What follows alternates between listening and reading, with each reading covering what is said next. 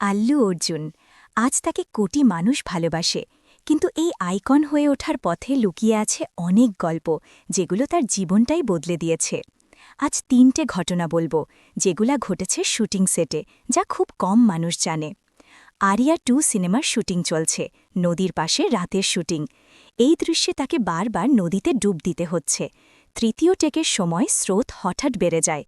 পা পিছলে কিছু সময়ের জন্য আল্লু অর্জুন পুরোপুরি পানির নিচে হারিয়ে যায়।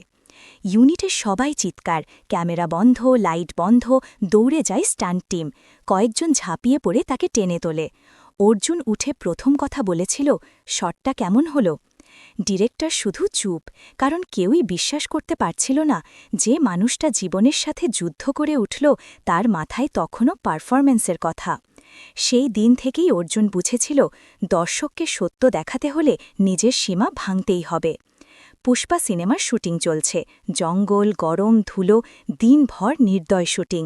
একটা রাতের দৃশ্যে জেনারেটর থেকে স্পার্ক হয়ে হঠাৎ আগুন ধরে যায়।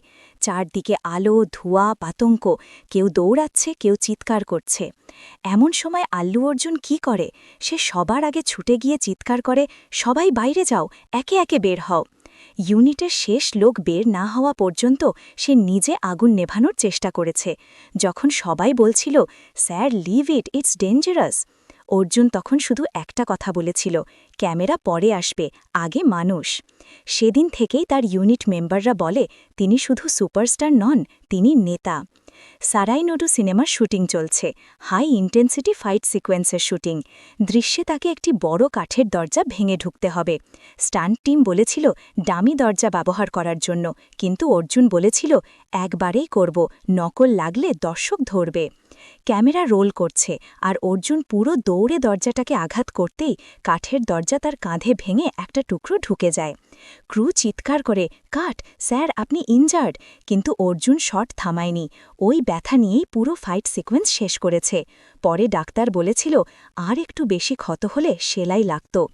অর্জুন তখন হাসতে হাসতে বলেছিল, দর্শক যখন দেখবে তারা যেন সত্যি বিশ্বাস করে এই মানুষটা সত্যিই লড়ছে। আল্লু অর্জুন শুধু স্টাইলিশ স্টার নয়, সে একজন ওয়ার্কার, একজন লিডার, একজন যোদ্ধা। আর যদি এমন আরও অজানা শুটিং সেটের বাস্তব গল্প শুনতে চাও, তাহলে সঙ্গে থাকুন।